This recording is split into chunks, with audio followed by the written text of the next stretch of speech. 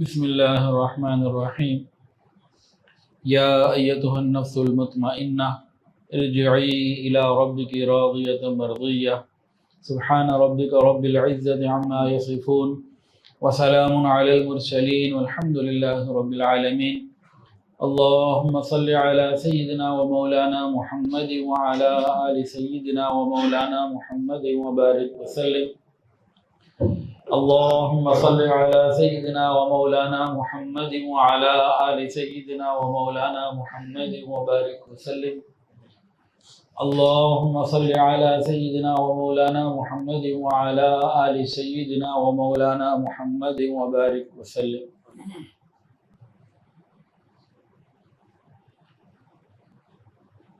آج کا انسان اور آج کا مسلمان مستقل بنیادوں پر نفسیاتی مریض بنتا جا رہا ہے۔ نفسیاتی مسائل، ذہنی دباؤ، ڈپریشن کسی کہتے ہیں؟ ڈپریشن کہتے ہیں شدید نفسیاتی دباؤ کو۔ اور WHO کی ریسرچ کے مطابق 2030 میں دنیا میں ہونے والی تمام بیماریوں میں جو سب سے بڑی بیماری ہوگی، جو سب سے زیادہ لوگوں کے اندر ہوگی، وہ یہی ڈپریشن کی ہے۔ کافر کا تعلق ڈپریشن سے ہو سمجھ آتی ہے، مسلمان کا تعلق ڈپریشن سے ہو یہ بات سمجھ میں نہیں آتی۔ تو آج کی ہے اس مجلس میں ہم نفسیاتی طور پر جو مسائل ہیں ان کا حل دیکھیں گے۔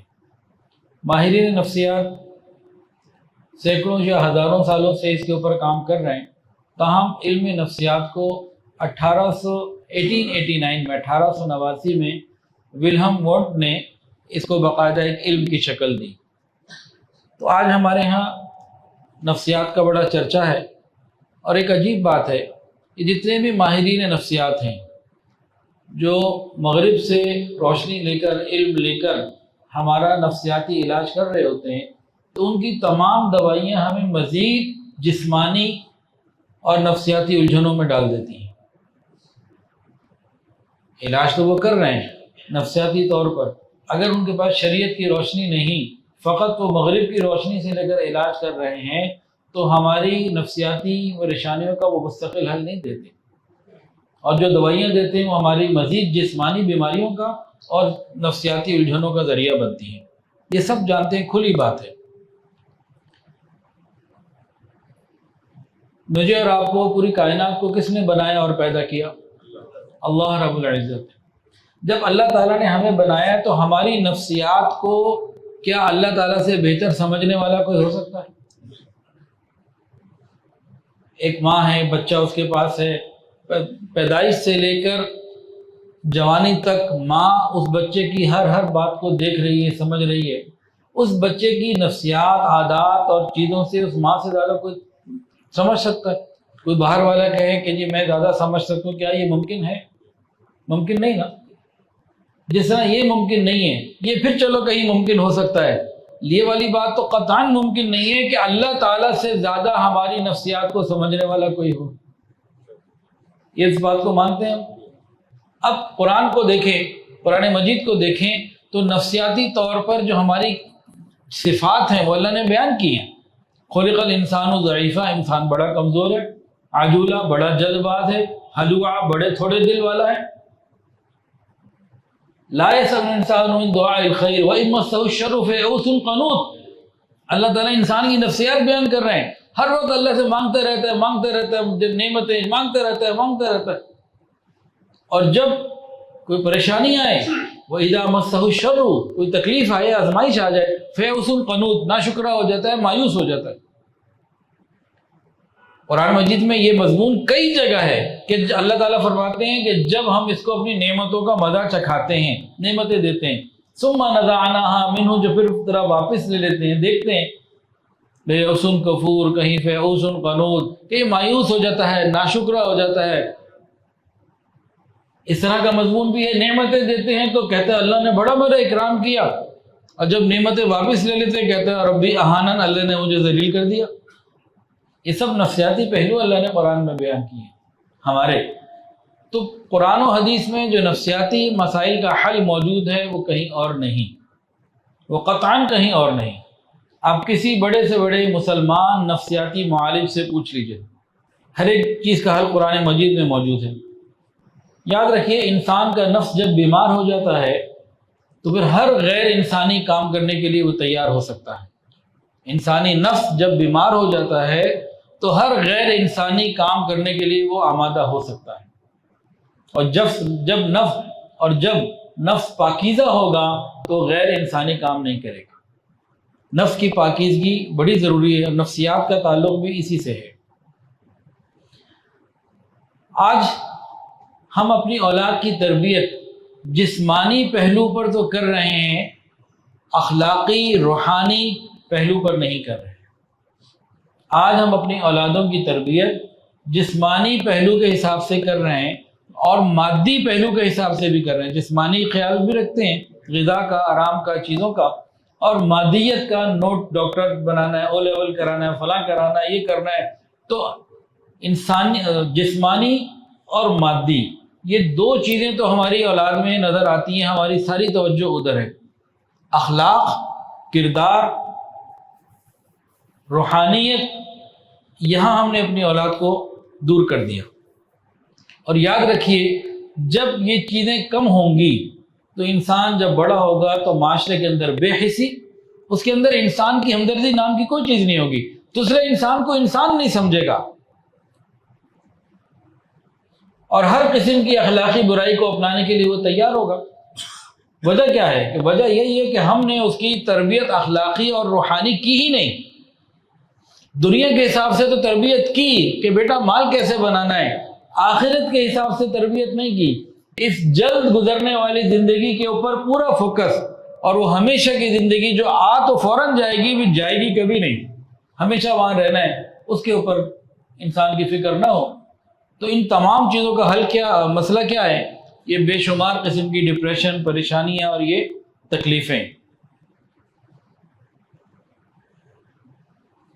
نفسیات کے علم کی تعریف یوں کی جا سکتی ہے کہ نفسیات ایک ایسا علم ہے جس میں انسان کے ذہن، خیالات، احساسات، کردار، گفتار، رفتار اور اسے سرزد ہونے والے جو افعال ہیں اس پر بحث ہوتی ہے۔ اس علم میں لوگوں کے کردار اور عمل کا مطالعہ کرنے کے بعد نتائج اخذ کیے جاتے ہیں اور ان کی صلاحیت اور استعداد کا اندازہ لگایا جاتا ہے۔ اسی طرح انسان کے طرز عمل کو دیکھ کر اس کے ذہن کا اور اس کے نفس کا مطالعہ ممکن ہوتا ہے۔ اس کے اوپر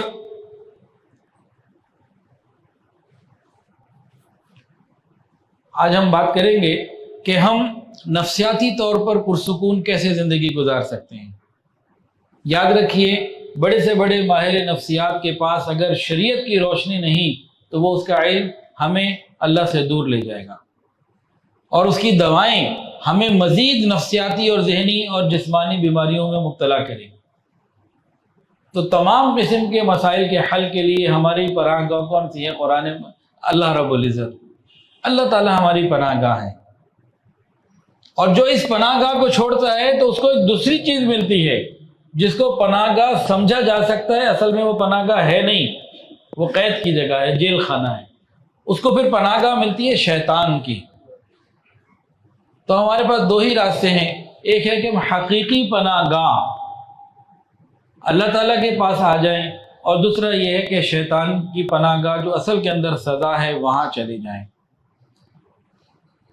آج ہمارے تعلیمی اداروں میں بدنصیبی ہماری ہے، ہمارے جو عصری تعلیمی ادارے ہیں، اسکول، کالجز، یونیورسٹی، وہاں اسلامی تعلیمات پڑھائی ہی نہیں جاتی، اگر پڑھائی جاتی بھی ہیں تو جسٹ اونلی ایک فارمیلٹی کے طور پر، اس کے علاوہ کوئی درجہ اس کا نہیں ہے کہ مسلمان ہیں اور ایک واجبی سی کارروائی، پڑھنے والے بھی فارمیلٹی اور پڑھانے والے بھی ایک فارمیلٹی پوری کر رہے ہوتے ہیں۔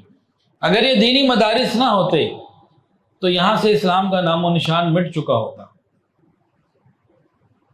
یہ اللہ کا شکر ہے کہ علماء اور عوام کے اس جوڑ نے اس کو باقی رکھا ہوا ہے، اور جب تک علماء اور عوام کا جوڑ باقی رہے گا یہ دینی مدارس باقی رہیں گے انشاءاللہ تعالی۔ اور جس دن عوام کا تعلق علماء سے ختم کر دیا گیا، جس کی پوری کوشش ہو رہی ہے علماء کی کردار کشی کے ذریعے اور بے شمار باتوں کے ذریعے، ذہن سازی نسل کی ہو چکی ہے اگلی، کہ ہمیں علماء کی ضرورت نہیں ہے، اب علماء کی جگہ موٹیویشنل اسپیکرز آ گئے ہیں، اب وہ یہ کردار ادا کریں گے تو پھر کیا ہوگا ہماری نسلوں کا حال کہ ڈپریشن یہ بڑھتی چلی جائے گی اور اللہ تعالیٰ سے دوری بڑھتی چلی جائے گی، اس طرف ہم بہت تیزی سے جا رہے ہیں۔ تو بچوں کو اخلاقی تعلیم دینا یہ ہماری ذمہ داری ہے، بری عادات سے روکنا اور بچانا یہ ہماری ذمہ داری ہے۔ اب علم کی بات آتی ہے، علم کیا ہے؟ علم کا تعلق انسان کے دل کے ساتھ ہے، یہ دل انسان کے علم کے لیے ایک میدان کی مانند ہے۔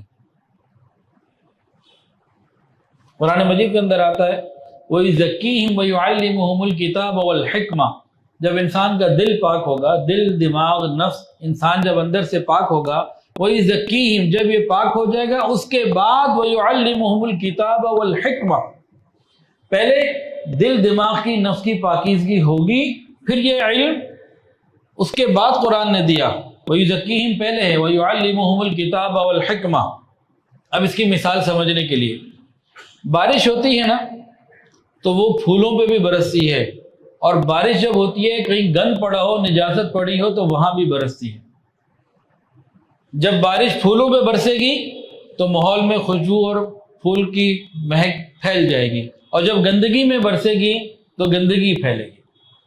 تو اگر ہمارا دل دماغ پاکیزہ ہوگا اور علم کی بارش جب ہمارے دل دماغ پر آئے گی تو وہ فضا کو اور گھر کو اور معاشرے کو معطر کرے گی، اور جب دل دماغ ہمارا ناپاک ہوگا، اس کے اندر اخلاقی اقدار، خوف خدا اور وہ چیزیں نہیں ہوں گی، اور جب علم کی بارش اس گندگی کے ڈھیر پر آئے گی تو ماحول کے اندر پھر کرپشن، ہر قسم کی بدعنوانی اور ہر قسم کی بے عزتی ملے گی۔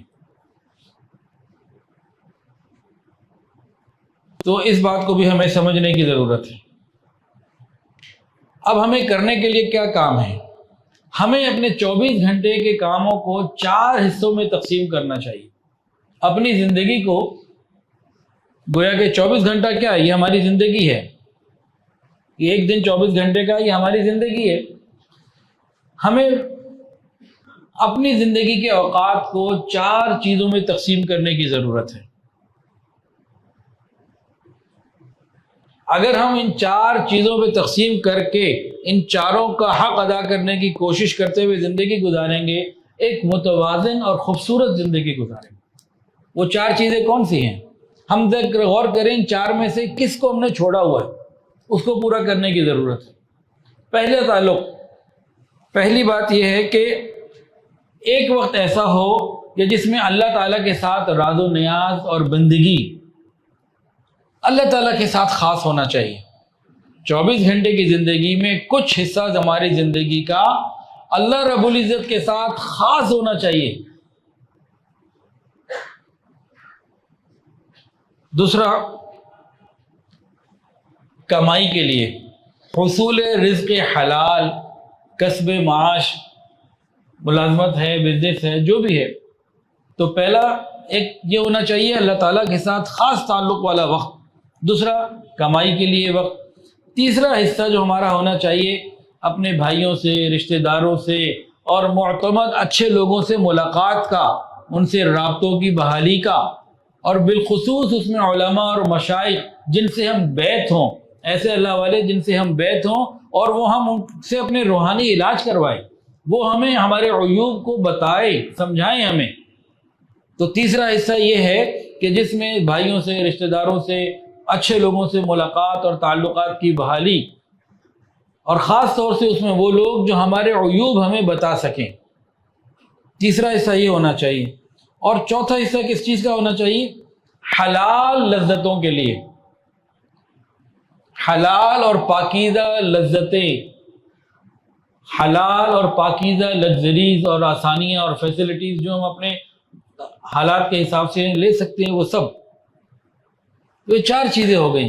ایک، اللہ تعالیٰ کے ساتھ خاص وقت ہمارا ہونا چاہیے، ہم دیکھیں ہمارا یہ ہے یا نہیں۔ 2، رزق حلال کے لیے ہمارا وقت ہونا چاہیے۔ نمبر 3، رشتہ داروں سے، بھائیوں سے، قریبی لوگوں سے ملاقات، اچھے لوگوں سے تعلقات، اور اسی کے اندر یہ بات آتی ہے کہ کسی نہ کسی ایسے اللہ والے سے ہمارا بیت کا تعلق جہاں آنا جانا ہو، اپنے عیوب کو ان کے ذریعے اصلاح کروا سکیں۔ اور نمبر 4، حلال طیب پاکیزہ جو لذتیں ہیں ان کو انجوائے کرنے کا ایک حصہ ہونا چاہیے۔ یہ جو چوتھا والا ہے نا، یہ بہت اہم ہے۔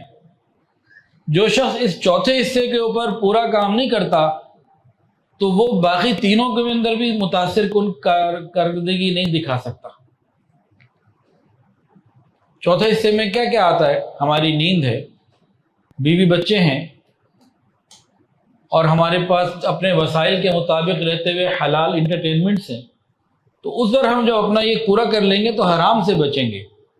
یہ 4 حصوں میں اگر ہماری زندگی تقسیم ہوگی تو پھر ہم ایک بیلنس لائف گزار سکیں گے۔ نبی علیہ السلام کی زندگی میں بھی یہی چاروں حصے ملتے ہیں، صحابہ کرام کی زندگی میں بھی یہی چاروں حصے ملتے ہیں، اس کے بغیر بات نہیں بنتی۔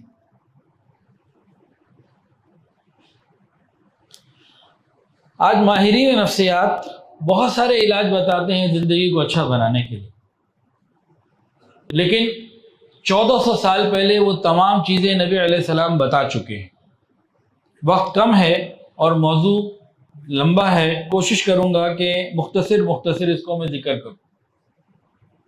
آج ماہر نفسیات کہتے ہیں کہ ہمیں اپنے کام کو، کوئی بھی کام کرنا ہو، اس کو کرنے سے پہلے سوچیں۔ ہم کیا کرتے ہیں؟ اکثر و بیشتر کوئی بھی کام کرنا ہو جھٹ پٹ شروع کر لیتے ہیں، اس کے انجام پر غور نہیں کرتے۔ کام کر لیتے ہیں، نتیجہ اس کے مطابق نہیں نکلتا، کیونکہ پہلے ہوم ورک پورا نہیں ہوتا۔ جب نتیجہ خراب نکلتا ہے تو اپنا سر پیٹتے ہیں، نتیجہ جب خراب نکلتا ہے تو ڈپریشن، مایوسی، نا امیدی کا شکار ہوتے ہیں، اور بعض لوگ تو پھر اللہ تعالیٰ کو بھی برا بھلا کہنا شروع کر دیتے ہیں، خودکشی کے فیز میں بھی چلے جاتے ہیں، نا امیدی میں چلے جاتے ہیں۔ اس کی ایک وجہ ماہرین نفسیات نے یہ بتائی ہے کہ ہم اپنا کام کرنے سے پہلے خوب غور و فکر کریں کہ جو میں کام کر رہا ہوں اس کا انجام کیا ہوگا۔ اب یہ بات سمجھ میں آ گئی یا نہیں آئی؟ یہ بات ٹھیک ہے یا نہیں؟ ٹھیک ہے۔ اب یہاں تک تو آپ کو کالج والے ماہرین نفسیات بتا دیں گے کہ جی یہ علم نفسیات والوں نے دیا ہے۔ ارے نہیں، 1400 سال پہلے حضور پاک صلی اللہ علیہ وآلہ وسلم کے بعد ایک صاحب آئے، عرض کیا یا رسول اللہ مجھے کچھ نصیحت کر دیجئے۔ فرمایا اگر کروں گا تو عمل کرو گے؟ جی۔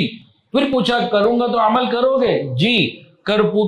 تیسری مرتبہ پوچھا تمہیں نصیحت پوچھنے آئے ہو، کروں گا تو عمل کرو گے؟ جی ضرور کروں گا۔ پھر نبی علیہ السلام نے ان کو نصیحت فرمایا جب تم کوئی کام کرنا چاہو تو اس کے انجام دینے سے پہلے، اس کی عاقبت کے بارے میں، اس کام کو شروع کرنے سے پہلے اس کے انجام کے بارے میں تدبر اور تفکر سے کام لینا۔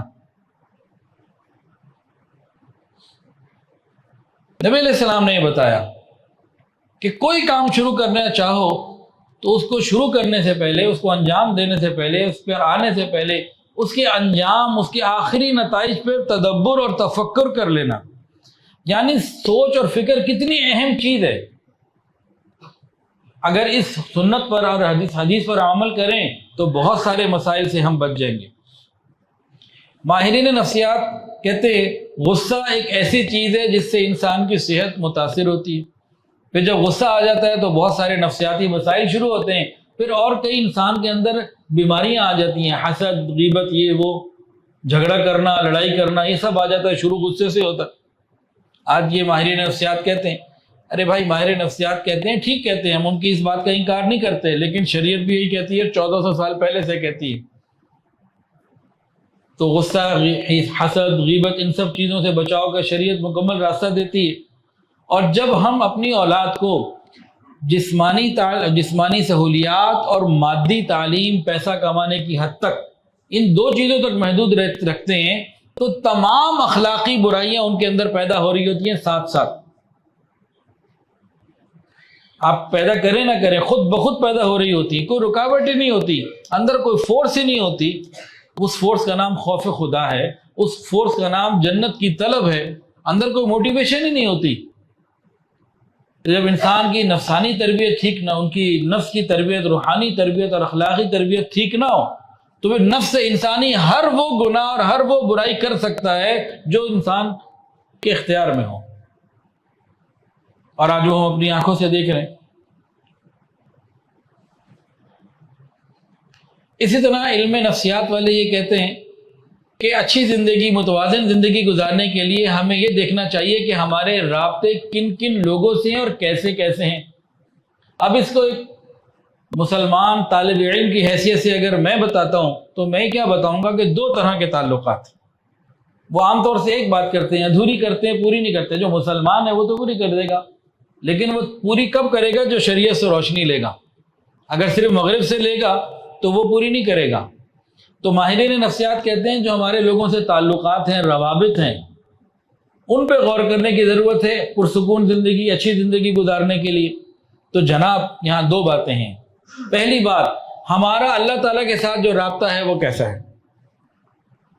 ہمارا اللہ رب العزت کے ساتھ جو رابطہ ہے وہ کیسا ہے؟ ہمیں اس رابطے کو مضبوط کرنا ہے، اس کو ٹھیک کرنا ہے۔ اور اللہ تعالیٰ کے ساتھ رابطے کا کیا مطلب؟ ہمیں یقین ہو ہمیں پیدا کیا اللہ نے، دنیا میں بھیجا اللہ تعالیٰ نے، رزق ہمیں وہ عطا فرماتے ہیں، موت بھی اللہ نے دینی ہے، مر کے بھی ادھر جانا ہے، جو زندگی گزاریں گے اس کا حساب اللہ نے لینا ہے، ہم نے دینا ہے۔ جو حالات اور نعمتیں ملی اللہ کی طرف سے، اگر واپس لے لی تو اللہ کی طرف سے۔ تو عقائد کے اعتبار سے بھی، نظریے کے اعتبار سے بھی اور عمل کے اعتبار سے بھی کہ ہم نے اللہ کی نافرمانی نہیں کرنی۔ تو جب ہم اس چیز کو مضبوط کر لیں گے تو زندگی میں سکون۔ اور دوسرا جو ماہر نفسیات بتاتے ہیں، انسان کا انسان کے ساتھ رابطہ، ہمارا باقی لوگوں کے ساتھ رابطہ کیسا ہے؟ اگر اس رابطے پہ بحث کی جائے نا تو 2 گھنٹے تو صرف اس پہ چاہیے۔ میرا اپنے ماں باپ کے ساتھ رابطہ کیسا ہے، اپنے بچوں کے ساتھ رابطہ کیسا ہے، اپنی بیوی کے ساتھ رابطہ کیسا ہے، اپنے ملازمین کے ساتھ رابطہ کیسا ہے، اپنے باس کے ساتھ رابطہ کیسا ہے، پڑوسیوں کے ساتھ، آنے والے مہمانوں کے ساتھ۔ تو اس پہ غور کرنے کی ضرورت ہے۔ یہاں پھر دینی تعلیم کی ضرورت پیش آتی ہے۔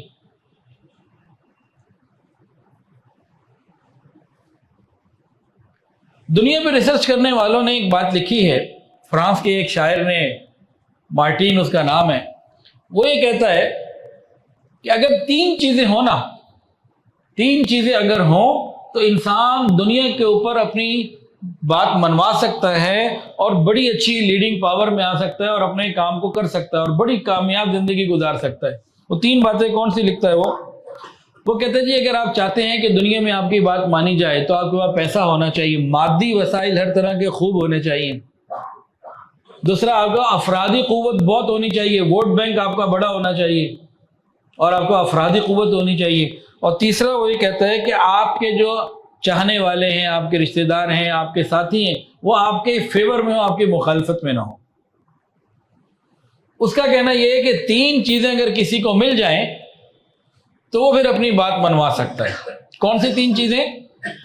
وسائل اس کے پاس، گاڑیاں، پیسہ، یہ وہ ضروریات، وسائل اس کے پاس بھرپور ہوں، لوگ اس کے ساتھ بھرپور ہوں، افرادی قوت ہو، اور ساتھ ساتھ وہ لوگ اس کو چاہنے والے، اس کے ہم نوا بھی ہوں، اس کے ہم مزاج ہوں، ہم آہنگ ہوں۔ تو یہ تو سیدھی سی بات ہے نا، جس شخص کے پاس یہ 3 چیزیں مل جائیں تو پھر وہ اپنی بات منوا سکتا ہے کہ نہیں؟ بالکل کر سکتا ہے۔ لیکن نبی علیہ الصلوۃ والسلام کی زندگی کے غور کریں، یہ جو شاعر ہے مارٹین، یہ خود بولتا ہے کہ نبی علیہ السلام کی زندگی پہ اس نے غور کیا، کافر نے کلمہ نہیں پڑھ سکا، نصیب میں نہیں تھا۔ کہنے لگا کہ نبی علیہ السلام کی زندگی میں 3 چیزیں نہیں تھیں، لیکن اس کے باوجود ان کو یہ سب کچھ مل گیا جو ان 3 چیزوں سے کسی کو چاہیے ہوتا ہے۔ مادی وسائل بھی نہیں تھے، افرادی قوت بھی نہیں تھی، اور اپنے ہی دشمن تھے۔ اس نے ریسرچ کر کے بتایا، ایک کافر نے، کہ نبی علیہ السلام کا بھائی یہ سب کچھ نہیں تھا، پر یہ مل کیسے گیا جو آپ کو اللہ نے عطا کیا؟ تو وہ یہ لکھتا ہے اخلاق۔ اب اگر کسی کے پاس مادی وسائل نہیں ہے، یا کسی کے پاس افرادی قوت نہیں ہے، یا کسی کے اپنے لوگ اس کے دشمن ہیں، لیکن اگر اس کے پاس اخلاق نبی علیہ الصلوۃ والسلام والے ہیں، آج بھی وہ دلوں پہ حکومت کر سکتا ہے، آج بھی وہ اپنی بات منوا سکتا ہے۔ تو ہمیں اپنے اخلاق پہ بھی محنت کرنے کی ضرورت ہے کہ ہمارے اخلاق ایسے پاکیزہ ہو جائیں، اور شریعت کے اندر اس کی بہترین جو ہے نا وہ رہنمائی ملتی ہے۔ اب یہ اخلاق کب درست ہوں گے؟ اخلاق کی درستگی کے لیے عقیدے کی پختگی کی ضرورت ہے۔ اخلاق کی درستگی کے لیے عقیدے کا درست ہونا ضروری ہے۔ عقیدے کا درست ہونا کیا مطلب؟ جو ہمارے نظریات ہیں، عقائد ہیں، ان پہ بالکل مضبوط ہو، کسی قسم کا کوئی شک نہ ہو، یقین کامل ہو کہ میں نے اگر کس کے ساتھ مدد کی تو مجھے ثواب ملے گا، برا کیا تو میرا ہی نقصان ہوگا، کسی کے لیے گڑھا کھودوں گا تو اللہ کا حکم ترتیب یہی ہے میرے لیے کھودے گا۔ آج کافروں کے اندر ڈپریشن بہت زیادہ ہے، اس کی بہت ساری وجوہات میں ایک وجہ یہ ہے کہ ان کا عقیدہ ٹھیک نہیں ہے، عقیدہ پختہ نہیں ہے۔ جب شک آ جاتا ہے نا بیچ میں، پتہ نہیں قیامت ہوگی کہ نہیں ہوگی، سوال جواب ہوگا کہ نہیں ہوگا، جب شکوک آ جاتے ہیں تو اندر ایک خلجان پیدا ہو جاتا ہے، خلش آ جاتی ہے، انسان زندگی میں سکون نہیں پا سکتا۔ مسلمان کے اوپر اللہ تعالیٰ کا انعام ہے، نبی علیہ الصلوۃ والسلام کی برکت سے عقائد کی پختگی ہمیں مل گئی، وہاں سے ہمیں جب تک کوئی نہ ہلا سکے اور ہم نہ ہلیں تو ہم اس وقت تک ایک پرسکون زندگی میں ہوتے ہیں۔ دیکھیں، جس کافر کو امیر ہو، دنیا کا سب سے امیر آدمی ہی کیوں نہ ہو، اس کو اگر یہ نہ پتا ہو مجھے پیدا کس نے کیا، میں زندگی میں آیا کیوں، مر کے جانا کہاں ہے، وہاں کیا ہوگا، اس میں وہ تردد کا شکار ہو، تو بتائیے اس کو سکون ہوگا کہ نہیں ہوگا؟ آپ کا کیا خیال ہے؟ ہو ہی نہیں سکتا۔ کہ جو نعمتیں مل رہی ہیں اللہ کی طرف سے مل رہی ہیں، کوئی بیٹے کا انتقال ہو گیا، مال چلا گیا، کوئی اور نقصان ہو گیا، اللہ کی طرف سے۔ یہ عقائد کی پختگی انسان کو سکون دیتی ہے، اور آج ہمارے معاشرے میں اس سکون کو ختم کرنے کے لیے شک کو خوب پھیلایا جا رہا ہے۔ کوئی کہتا ہے فلانی نماز ٹھیک نہیں ہے، کوئی کہتا ہے یہ رکعت ٹھیک نہیں ہے، کوئی کچھ میڈیا کے اوپر مختلف لوگ آ کے ہمارے عقائد کو، ہمارے نظریات کو، ہمارے اعمال کو شکوک کا پہاڑ بنا رہے ہیں۔ ایک دیوبندی کو بٹھا دیا، ایک بریلوی کو بٹھا دیا، ایک شیعہ کو بٹھا دیا، ایک اور کو بٹھا دیا، دو چار کو بٹھا دیا، کسی بھی بات کے اوپر شروع کر دی بات، اس کا انجام کیا ہوتا ہے؟ ایسے ٹاک شوز دیکھنے والے شکوک و شبہات کا شکار ہو جاتے ہیں، نفسیاتی طور پر پریشان ہو جاتے ہیں، جہاں وہ ایک مضبوط تھے۔ اس کی مثال ایک سادہ سی میں آپ کو دیتا ہوں۔ ایک آدمی مریض ہوا، بیمار ہوا، ڈاکٹر کے پاس گیا، ڈاکٹر نے چیک کیا، علاج دے دیا، اس نے کہا جی ٹھیک ہے انشاءاللہ جو پرہیز آپ نے بتایا میں وہ بھی کروں گا، اور یہ دوائیاں بھی انشاءاللہ آپ کی بتائی ہوئی ترتیب پہ کھاؤں گا۔ اور اس نے جا کے دوائی شروع کر دی، پرہیز شروع کر دیا۔ اب آپ کا کیا گمان ہے کہ یہ مریض ٹھیک ہو جائے گا یا نہیں؟ اس کا عمل ٹھیک ہے کہ نہیں؟ اس کا یہ عمل بالکل ٹھیک ہے۔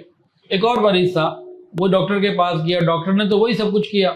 اب یہ کہتا ہے جناب اس کی دلیل تو دے دیں، یہ آپ نے مجھے کیوں دی؟ اچھا یہ نماز سے، یہ کھانے سے پہلے کھانی ہے تو کیوں، بعد میں کیوں نہیں کھانی؟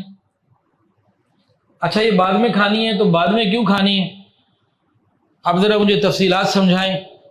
ہمارے ہی خاندان کا ایک بچہ، ایک مرتبہ وہ بیمار ہوا تو ہم نے کہا بھی ڈاکٹر کے پاس چلے جاؤ، ڈاکٹر کا بتایا، اس نے انٹرنیٹ کھولا، اس کے بعد انہیں ریسرچ کی، ریسرچ کرنے کے بعد اس نے یہ بتایا کہ جی مجھے یہ بیماریاں ہیں، جس ڈاکٹر کے پاس آپ جانے کا کہہ رہے ہیں وہ تو کیپیبل ہی نہیں ہے، وہ تو ایک ڈاکٹر اس چیز کا ہے ہی نہیں، وہ کیا بتائے گا، اس کو کیا پتا اس کا۔ پھر ایک دن کیا کہتے ہیں دوبارہ کوئی ایسی بات ہوئی کسی اور موقع پہ، تو ہم نے کہا جی آج تو کیا کہتے ہیں فلانی چیزوں کی دکان بند ہے۔ اس نے کہا کیسے بند ہے؟ اس نے انٹرنیٹ کھولا، اس نے کہا جی یہ ان علاقوں میں یہ لوگ اس وقت بیٹھے ہوئے ہیں، انہوں نے لکھا ہوا ہے اپنی سائٹ پہ، وہ بیٹھے ہوئے ہیں۔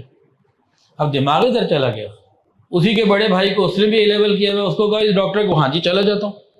اب وہ کہتے ہیں جی جس کے پاس میں جا رہا ہوں پہلے تو میں اس کو تو پرکھوں پھر بات ہوگی۔ اب بتائیں یہ جب جائے گا ڈاکٹر سے 70 سوال بھی ساتھ کرے گا،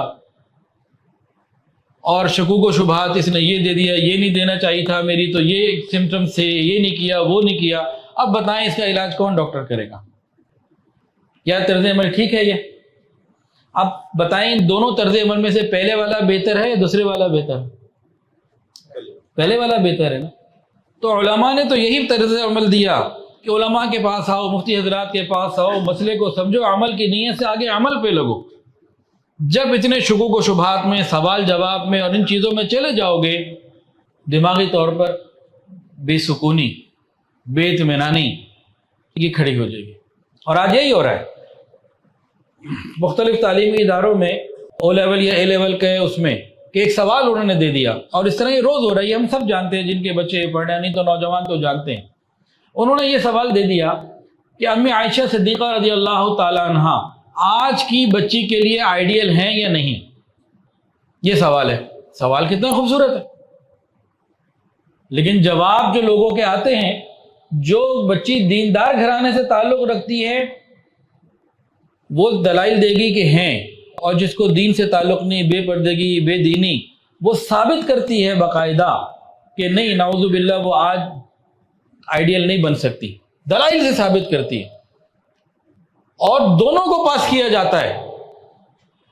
ایک کا جواب تھا ہاں یہ آئیڈیل ہیں، دوسری کا جواب 100% مختلف کہ آئیڈیل نہیں ہیں۔ اب وہ زمانہ چلا گیا، دونوں کو پاس کیا جاتا ہے، دونوں کو برابر نمبر ملتے ہیں۔ کس بنیاد پہ؟ کہ جو میں نے اپنا موقف بیان کیا اس پہ دلائل دیے کہ نہیں دیے، جھوٹ یا سچ ختم، شریعت کے مطابق یا خلاف ختم، اس کی بات نہیں ہے۔ جو میں کہہ رہا ہوں وہ مضبوط ہے کہ نہیں، مجھے دلائل دینے آتے ہیں، میں اپنے جھوٹ کے اوپر یا اپنی بات کے اوپر اگلے کو منوانے کی میرے اندر اہلیت ہے یا نہیں۔ جب یہ بنیاد شکوک و شبہات کی ڈال دی جاتی ہے تو عمل ختم ہو جاتا ہے، کمزور ہو جاتا ہے۔ تو یہ سب چیزیں بڑے خوبصورت طریقے سے آج ہمارے معاشرے کو علماء سے، دینی عقائد سے، اعتبار سے، اقدار سے دور کیا جا رہا ہے، بڑے خوبصورت طریقے سے یہ مزاج دے دیا۔ دیکھو بھائی، ہم سمجھدار لوگ ہیں، اچھا برا خود سمجھتے ہیں، تو میں نے آپ کو مثال دے دی ڈاکٹر والی بھی، آپ اس ڈاکٹر کے پاس جا کے وہ والی سمجھداری استعمال کریں جو دوسرے بندے والی تھی، تو انشاءاللہ تعالی صحت تو نہیں ملتی پھر۔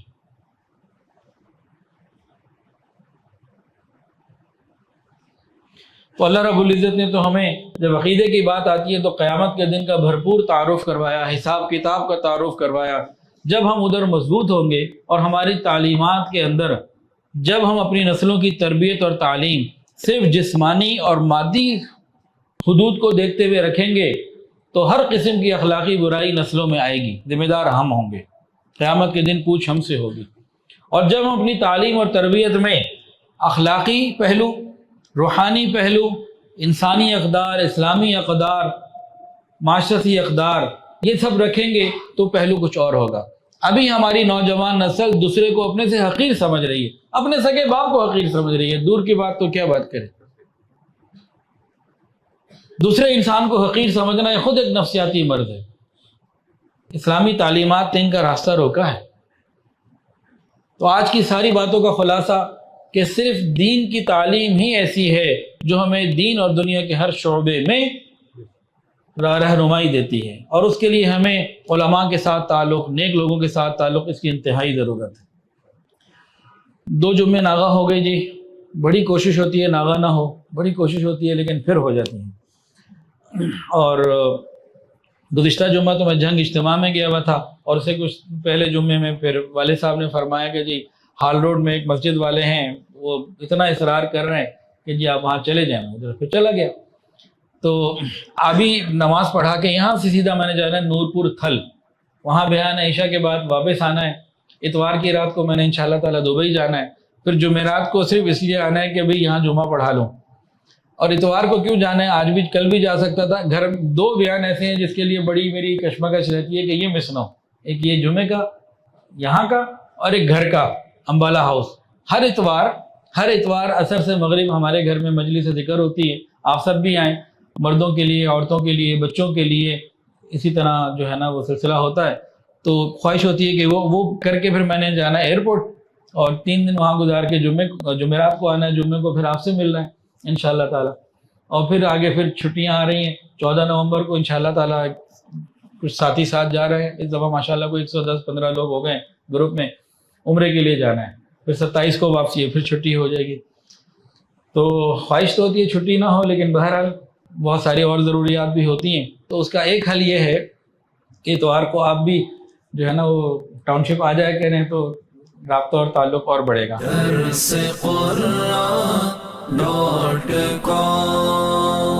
www.darsequran.com